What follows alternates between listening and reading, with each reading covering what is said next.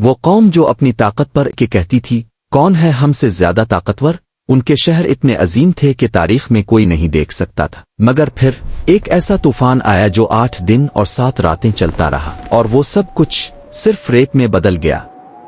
یہ ہے قوم عاد کی حقیقی کہانی۔ السلام علیکم دوستو، آج میں آپ کو لے جانے والا ہوں ہزاروں سال پہلے کے اس وقت میں جب زمین پر ایک ایسی قوم رہتی تھی جس کا ذکر قرآن پاک میں بار بار آتا ہے۔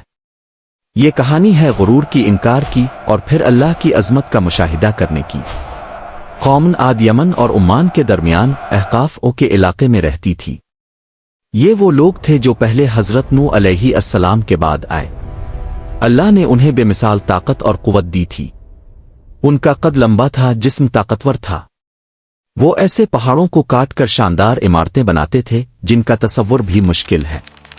قرآن میں اللہ فرماتا ہے، کیا تمہیں یاد نہیں کہ اللہ نے تمہیں نوح کی قوم کے بعد خلیفہ بنایا اور تمہیں جسمانی قوت میں بڑا چڑھا کیا؟ عاد کی قوم بہت مالدار اور خوشحال تھی۔ ان کے پاس زبردست کھیتی تھی، سنہری باغ تھے اور پانی کی کثرت تھی، لیکن ان سب نعمتوں کے بعد بھی انہوں نے اپنے خالق کو بھلا دیا۔ وہ بتوں کی پوجا کرتے تھے اور اپنی ہی طاقت پر غرور کرتے تھے۔ اللہ نے ان کی ہدایت کے لیے انہی میں سے ایک شخص کو منتخب کیا، حضرت ہود علیہ السلام کو۔ ہود علیہ السلام نے اپنی قوم کو سمجھایا، اے میری قوم، صرف اللہ کی عبادت کرو، اس کے سوا کوئی الہ نہیں، ان بتوں کو چھوڑ دو۔ اللہ نے تمہیں اتنی نعمتیں دی ہیں تو کیا تم شکر نہیں کرو گے؟ لیکن قوم نے کیا جواب دیا؟ انہوں نے کہا، اے ہود، تو ہماری قوم کا ایک آدمی ہے، ہم کوئی فرشتہ نہیں دیکھتے جو تیرے ساتھ ہو، اور ہم یہ مان نہیں سکتے کہ ہمارے بزرگ غلط تھے۔ عاد کی قوم کا غرور حد سے زیادہ بڑھ چکا تھا۔ وہ کہتے تھے، کون ہے ہم سے زیادہ طاقتور؟ یہ وہی جملہ تھا جو ان کی بربادی کی وجہ بنا۔ انہوں نے وہ طاقت جو اللہ نے دی تھی اسی کو اللہ کے خلاف استعمال کر دیا۔ سالوں تک ہود علیہ السلام نے تبلیغ کی، لیکن صرف کچھ لوگ ہی ایمان لائے۔ باقی قوم نے مذاق اڑایا، طنز کیے اور دھمکیاں دی۔ پھر ایک وقت آیا جب بارش رک گئی، خشکی اور قحط کا دور شروع ہوا۔ ہود علیہ السلام نے سمجھایا کہ یہ اللہ کی طرف سے آخری خبردار ہے، اپنے رب سے معافی مانگو، پھر اسی کی طرف رجوع کرو۔ وہ تمہارے اوپر آسمانوں سے مسلسل بارش بھیجے گا اور تمہاری طاقت میں اور اضافہ کرے گا۔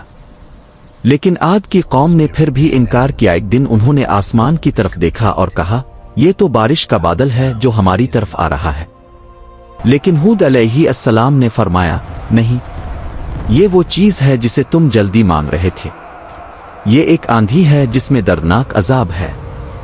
قرآن کہتا ہے کہ وہ آندھی 8 دن اور 7 راتیں مسلسل چلتی رہی، ایک ایسی بھیانک ٹھنڈی اور شور مچانے والی آندھی جو ہر چیز کو تباہ کرتی گئی۔ لوگ ایسے گر رہے تھے جیسے کھوکھلے کھجور کے درخت۔ ان کی شاندار عمارتیں، ان کا غرور، ان کی طاقت، سب کچھ ریت کی طرح اڑ گیا۔ جب آندھی رکی تو وہاں صرف ہود علیہ السلام اور ان کے ساتھیوں کے سوا کوئی بچا ہی نہیں تھا، باقی سب ختم ہو چکے تھے۔ ایک عظیم قوم، ایک عظیم تہذیب صرف قصوں میں رہ گئی۔ آج بھی یمن کے احقاف علاقے میں کچھ کھنڈر ملتے ہیں جو شاید اسی تہذیب کے نشان ہوں۔ اگر آپ کو یہ ویڈیو پسند آیا تو لائک کریں، شیئر کریں اور چینل کو سبسکرائب ضرور کریں، اور ہاں کمنٹ میں بتائیں کہ آپ اگلا ویڈیو کس پیغمبر کی قوم پر دیکھنا چاہتے ہیں۔ اللہ حافظ۔